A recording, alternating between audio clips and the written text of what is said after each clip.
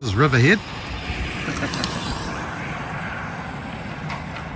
So we've been up to the right hand side of the bridge. From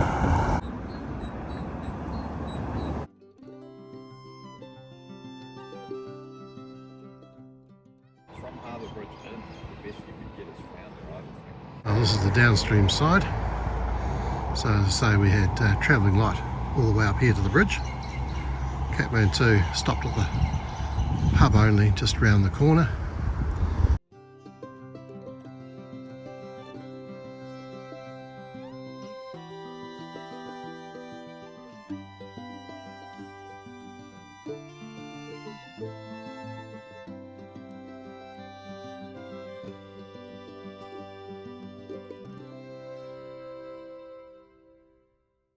It's a Sunday mid-afternoon, we made it home. Seems to be pretty typical wintry weather here, southwester, a few rain squalls across. It's Monday morning, I have the week off, so, well, mostly off. We'll make a start. Right, I think we've got what we need. Anti-fouling, soft blow hammer, grease. This is my 2829 Austin 7 Special.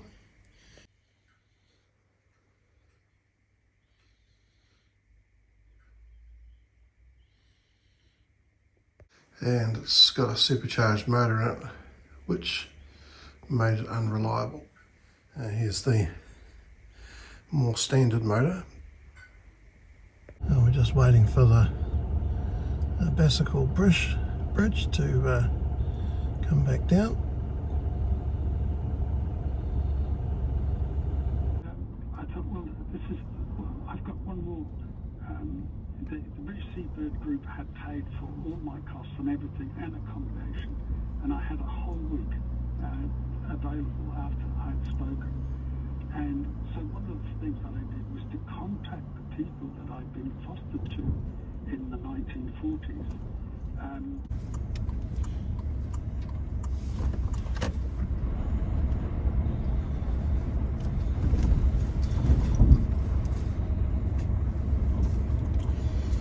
Well, it looks like there's a boat coming or going down here.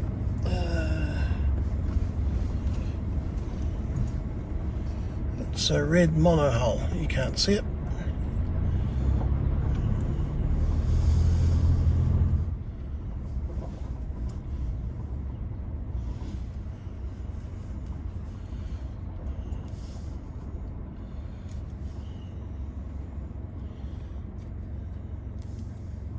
I bought the soft blow hammer to free up the retracting prod. They tend to get a bit of corrosion on the inside of the aluminium tube it goes into. Well, it didn't take much. So it goes forwards, pin locks in, twist. Hard from this end. Twist, push back, locked in, and then it extends out. Right, start forwards, up, back, and all the way retract it. Otherwise it fouls the anchor, which is just there. Here comes the red monohull that we saw hooked up when we came in, or rather I could see, you couldn't. It's obviously going to be launched. We're coming up towards high tide.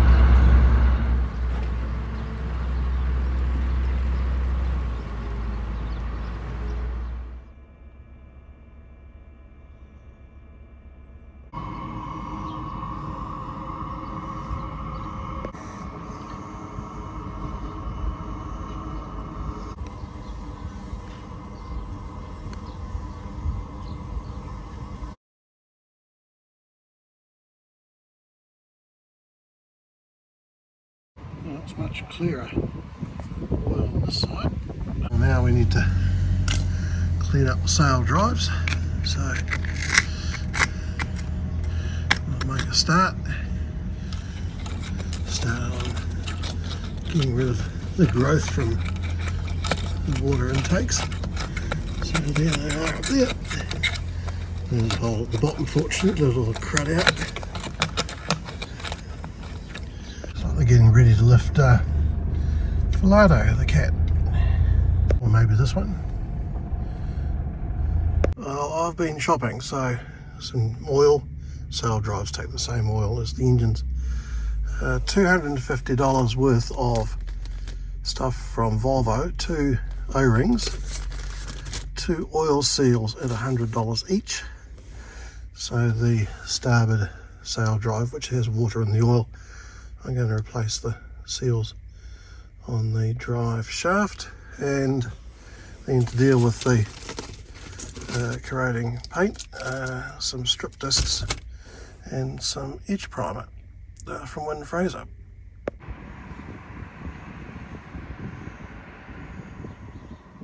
Well, that's the other side done, didn't take very long. So, etch primer.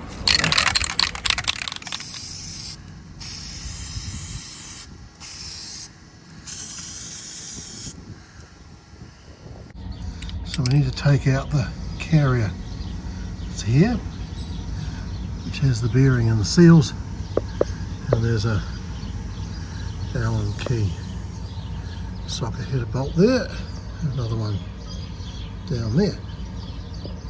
Well, loosening off the Allen headed off cap screws was actually quite easy.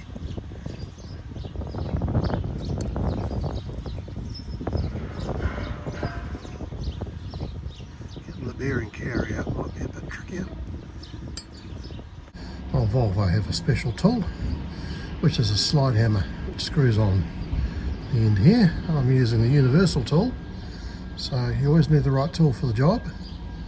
The hammer is always the right tool, and any tool can be used as a hammer, but I've got a soft face hammer, so it should be alright. I have my supervisor back, and it's a Pukeko for those overseas people. Well, it's starting to come apart. Right, success.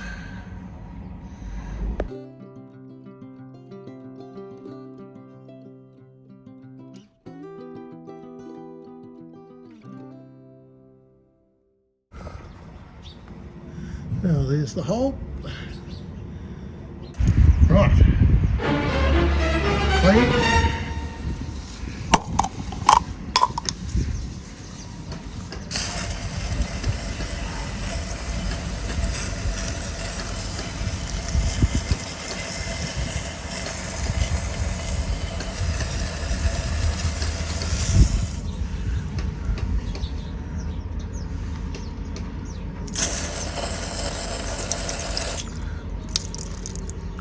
Right, shiny. Don't worry, it all ended up in the bucket.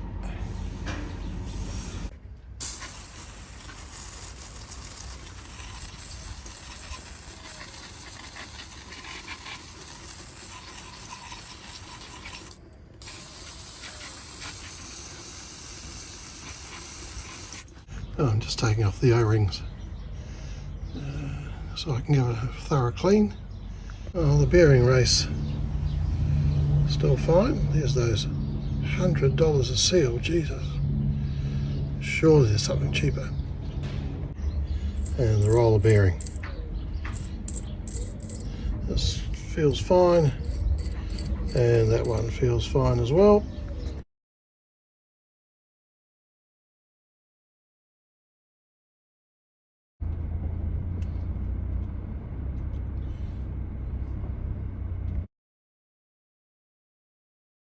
It's Tuesday once again, but down to the workshop. So we need to drive out these 2 lip seals. So this one faces out to keep the salt water out. This one faces in to keep the oil in. And there's the race for the roller bearing. And then There's the two O-rings to go on here. There's a 35mm socket, so it seems to be a good fit here. So we should be able to drive them out, which is forward. Well, it took a bit of doing, but she's on the move. Oh, there we go. So that was the one facing out by the prop. The one facing in, it's got a shim, stalk's in pretty good condition, and the race for the roller bearing. And this looks absolutely fine. Here's the carrier. There's a little bit of a clean up on the aft end, otherwise looks just in great condition in here, and not surprisingly in used condition out here. It's all cleaned up, including the groove against the flange at the aft end. So grease up and reassemble. Some marine grease.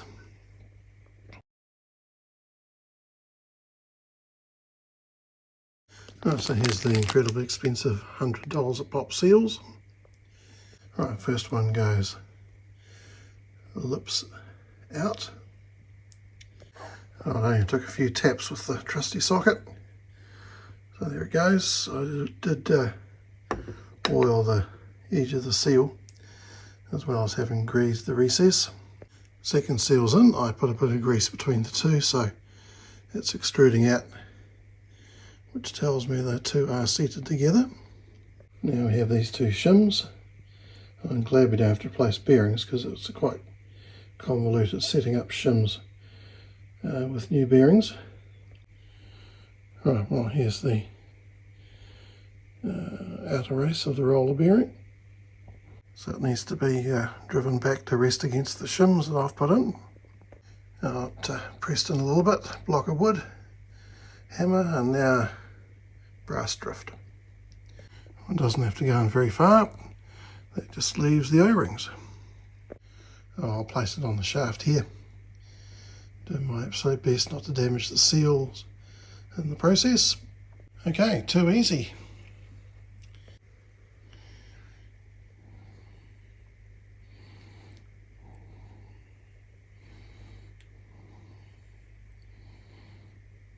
I've been out for lunch and we have incessant rain squalls through. Currently not, but I don't think there's much point going and doing outside work on the boat in this weather.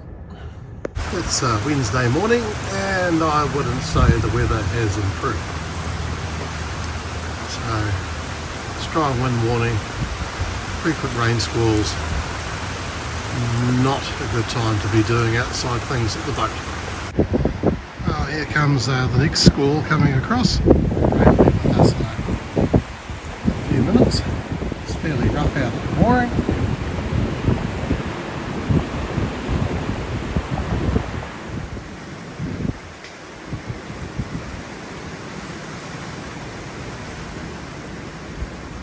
Well, once again, downstairs.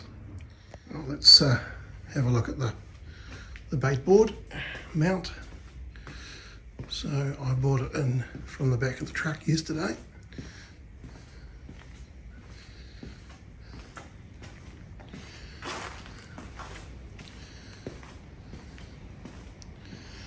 Here it is, upside down. So this is die cast, and they keep breaking, not very strong. So I think the aim is to come up with a welded aluminium version. Well, let's unscrew it from the bait board itself. So I soaked these in CRC yesterday, so you seem to be winning. Similar metals and corrosion are always a problem on a boat, and it wouldn't be the first time that stainless steel screws are broken off. Right, so here's the top mount. Hasn't been replaced, the bottom has 3 times, and you can see just how it falls apart. So let's see what we've got. I have aluminium bar or plate. That's wide enough to be useful.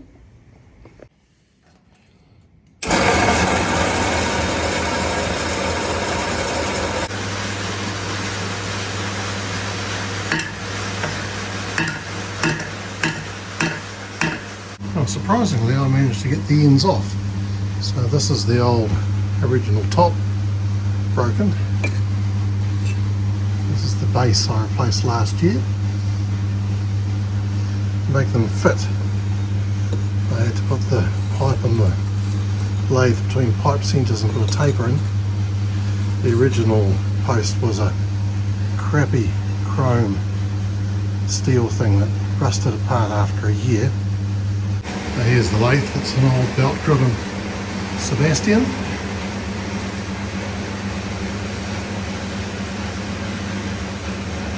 Right, next job is to make it round-ish.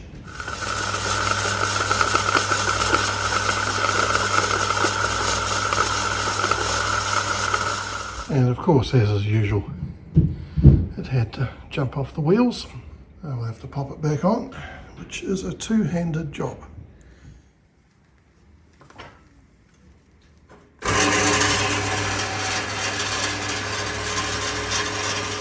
Okay, done.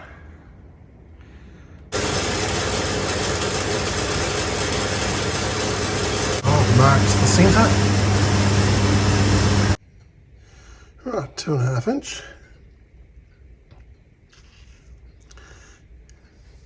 I better clear some stuff off the mill drill, including the end mill, slot mill that's currently on here. Right, we have the hole saw in.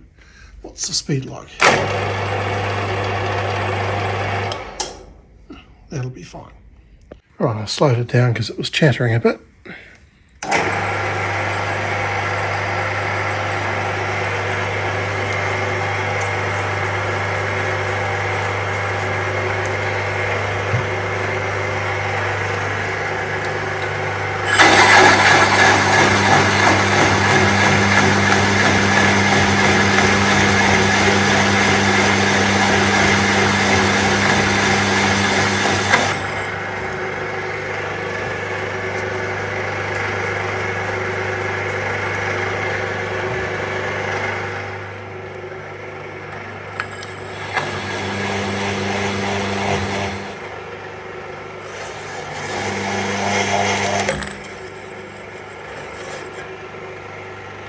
Now I just need to turn this piece on the inside into a taper to fit the pipe.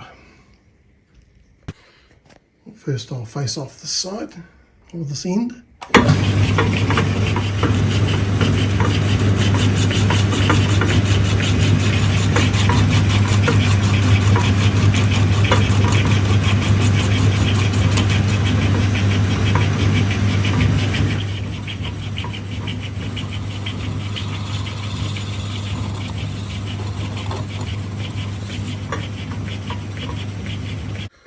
Same for other end.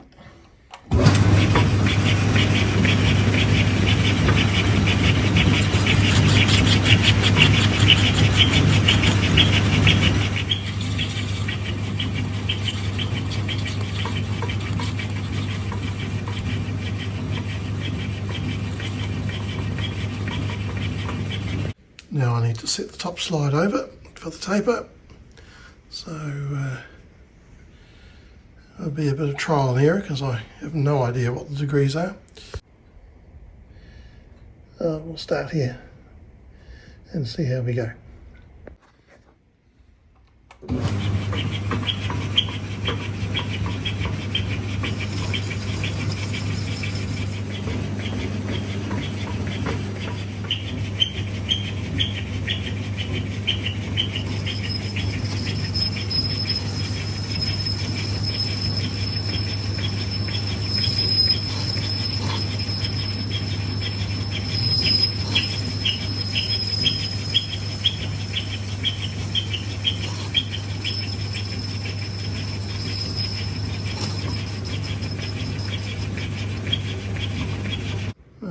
Not sure yet.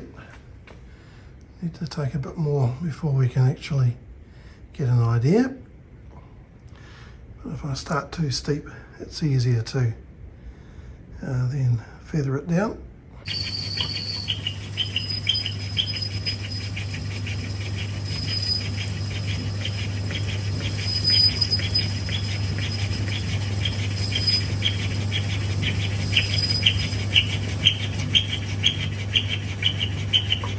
Well, let's try another fit.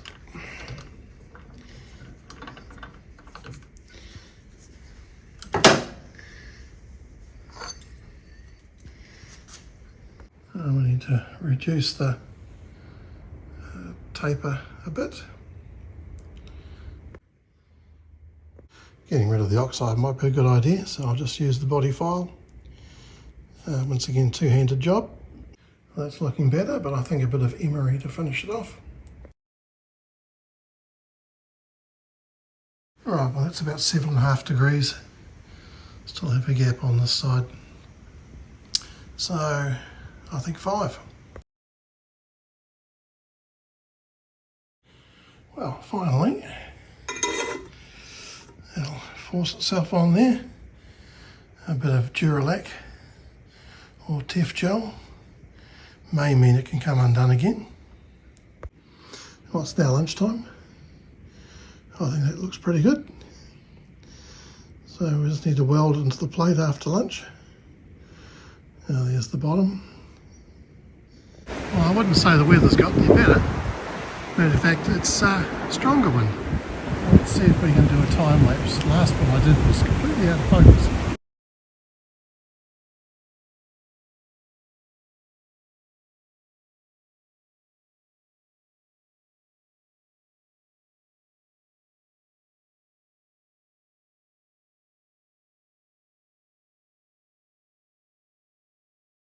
Cleaned, wire brushed, a bit of a recess ground in, so we'll tack that and then weld from both sides. We'll get the MIG set up with the spool gun. I don't think we need to do the taking. Right, done. I don't think I'll be giving up my day job at the moment. That side looks good because of course I can grind it down easily. This side not so good, but adequate. And surprisingly it still fits. Well, we're on a roll, everything's set up, we might as well make another one for the top. Well, I faced it off and the cross slide, oh sorry, the top slide is still set at the same angle, so it should be very straightforward.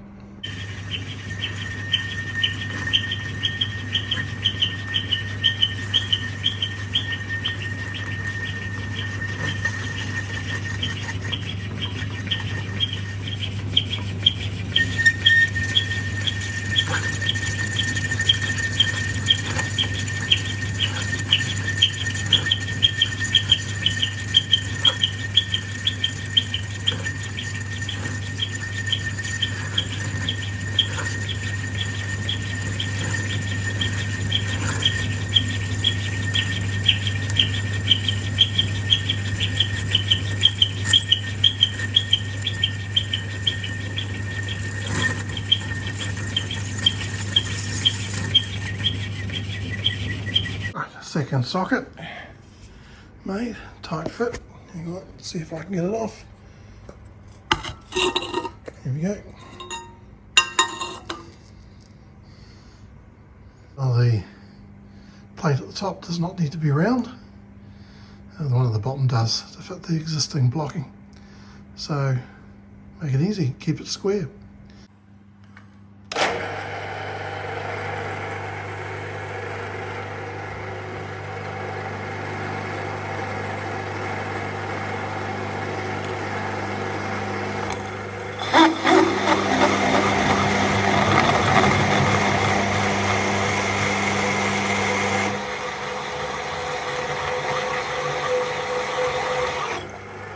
Okay, another hole. Let's go and camp for that. Well, ready to do the last weld, but I've run out of argon.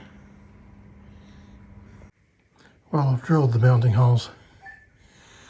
Doesn't look like we're going to get this project finished today either.